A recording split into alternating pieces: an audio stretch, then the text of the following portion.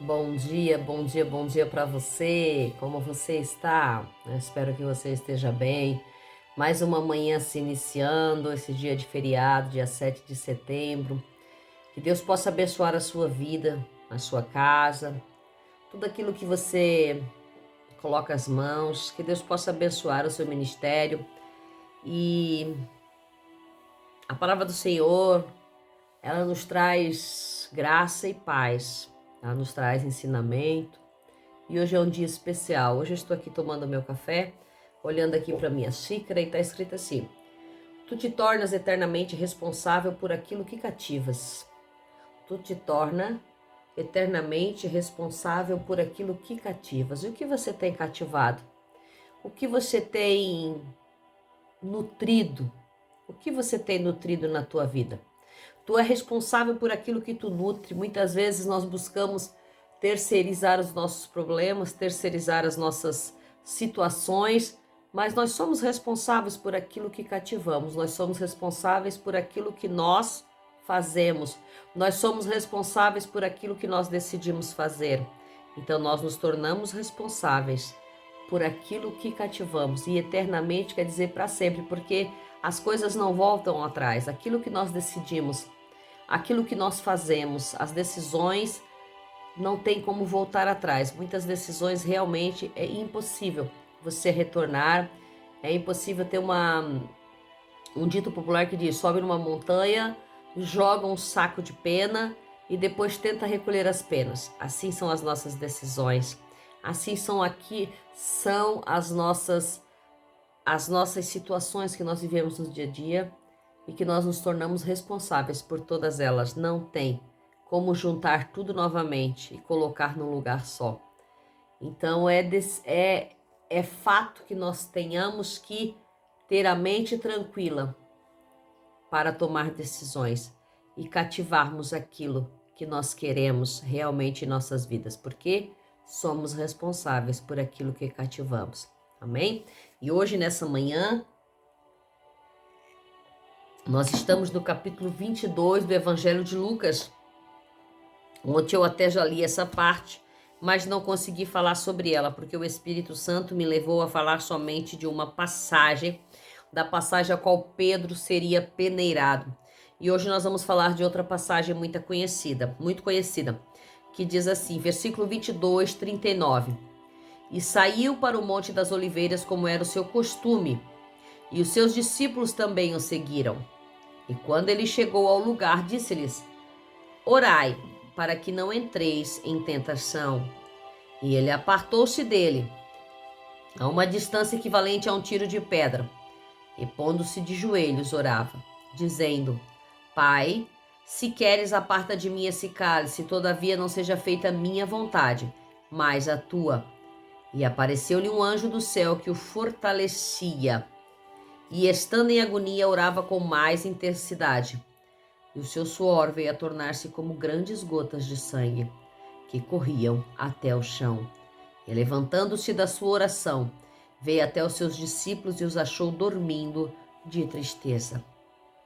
E disse-lhe: Por que dormis? Levantai-vos e orai, para que não entreis em tentação. Amém?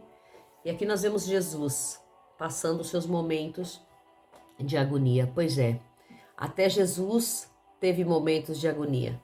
Até Jesus passou por momentos de tristeza. Até Jesus passou por momentos de querer desistir. E aqui é um deles. Diz a palavra aqui que o Senhor sobe aos montes das oliveiras e leva consigo os seus discípulos. E nós entendemos em alguns outros evangelhos que ele leva consigo 3, que sobe até mais próximo com ele. E ele se afasta a um tiro de pedra, ele se afasta a uns 20, 30 metros para orar. E ele ora, e ele pede ao Pai: Pai, se possível passa de mim esse cálice, porque ele estava entendendo o que ele iria passar e estava doendo, estava machucando, estava ferindo o coração de Jesus, saber para o que ele teria que passar. Estava machucando desde aquele momento o que ele deveria passar, a crucifixão, as dores, tudo aquilo, deixar a terra, partir para a eternidade. Ele tinha tido laços na terra, Ele tinha tido momentos na terra. Ele tinha laços naquele lugar, a qual ele deveria abandonar tudo.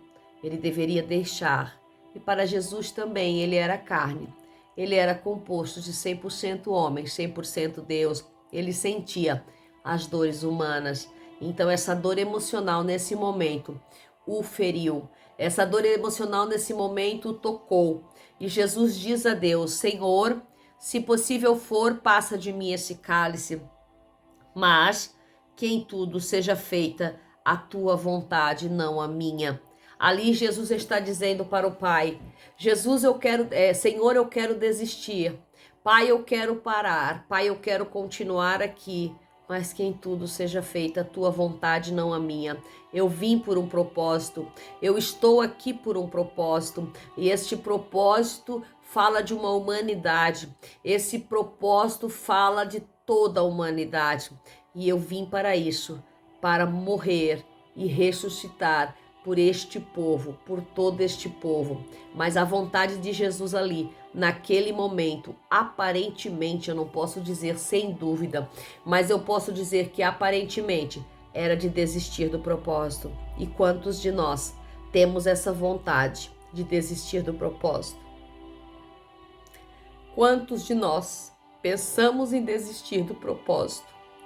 Quantos de nós já desistimos do propósito? Quantos de nós estamos fazendo a vontade própria e não a vontade do Pai? E nessa manhã o Senhor nos chama a atenção para que, Senhor, se possível for, passa de mim esse cálice. Se não for, que em tudo seja feita a tua vontade. Quantos de nós vivemos a vontade de Deus e muitos que estão ao redor não entende o que você está passando, não entende o que você está vivendo, não entende as provas e as lutas que você está vivendo, porque não entende o propósito, não sabe que você está cumprindo a vontade do Pai, que você está cumprindo, bebendo o cálice da dor, o cálice da tristeza, o cálice da amargura, para que o propósito seja cumprido. E veja, Jesus aqui, ele se ausenta dos discípulos e faz essa oração. E ele deixa os discípulos ao pé do monte, ele deixa os discípulos próximo a ele. E ele dá uma alerta para os discípulos: orai para que não caiais em tentação. Orai para que não entreis em tentação. Orai para que não entreis em tentação. E nesta manhã, o Senhor nos traz outra palavra, para que nós possamos estar vigilantes em oração todo o tempo. Por quê? Para não entrarmos em tentação, porque a tentação ela está a todo tempo ao nosso derredor. A tentação ela está em todo o tempo, fazendo titilhar a nossa mente, o nosso coração, as nossas vontades da carne, as nossas vontades terrenas. As tentações estão sempre prontas, apostas para que nós a recebamos, para que nós entremos nela, para que nós entramos na tentação. E nessa manhã, nesse dia que os discípulos estavam com Jesus, Jesus os alerta: orai para que não entreis em tentação. E qual era a tentação que eles podiam entrar ali naquele monte?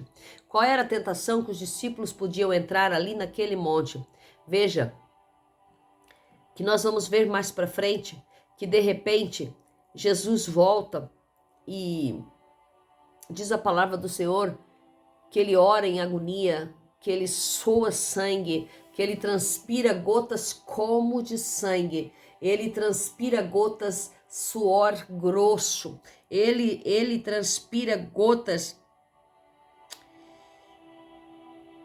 como grandes gotas de sangue que corriam até o chão, de tanta que era a agonia do Senhor, porque ele já sentia a dor que ele iria passar.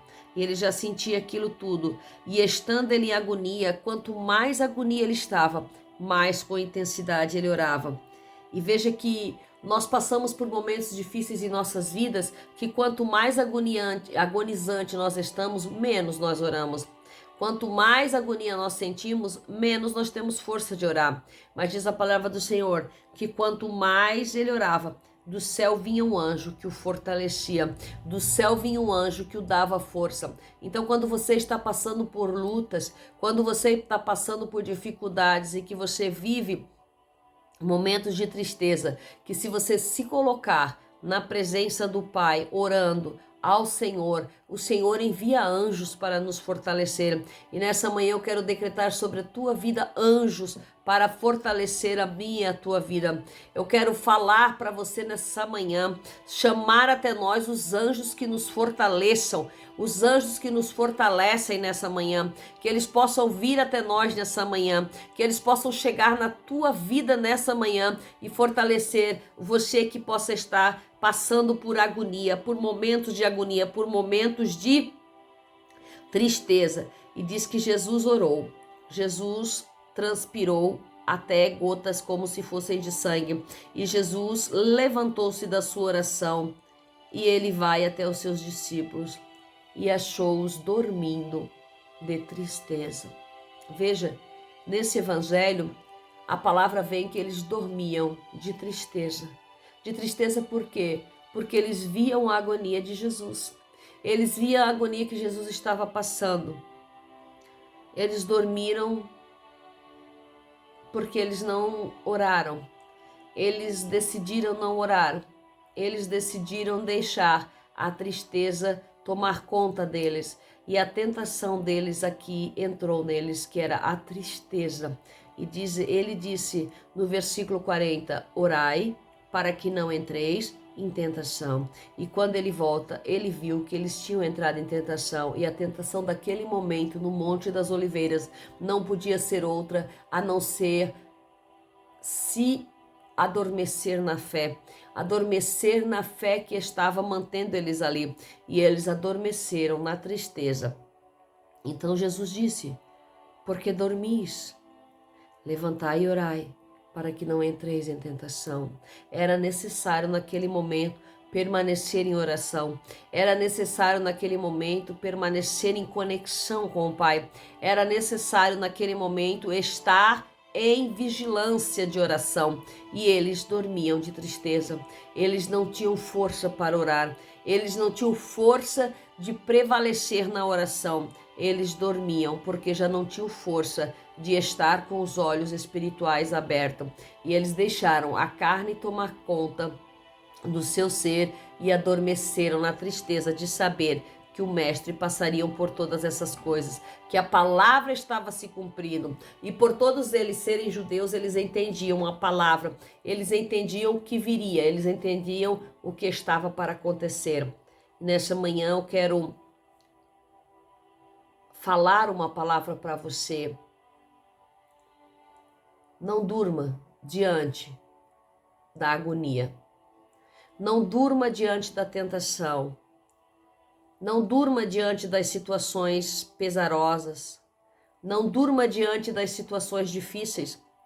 Porque quanto mais você dormir, mais a tentação vai entrar na sua vida. E mais a tristeza será abundante no teu coração. Que você possa entender essa palavra que, por mais difícil que seja a luta que você está passando, a luta que você está vivendo, saiba que se você orar, o Senhor envia anjos para te fortalecer. Se você orar, mesmo sem vontade de orar, o Senhor envia anjos para te fortalecer. Mas é necessário que permaneça em oração.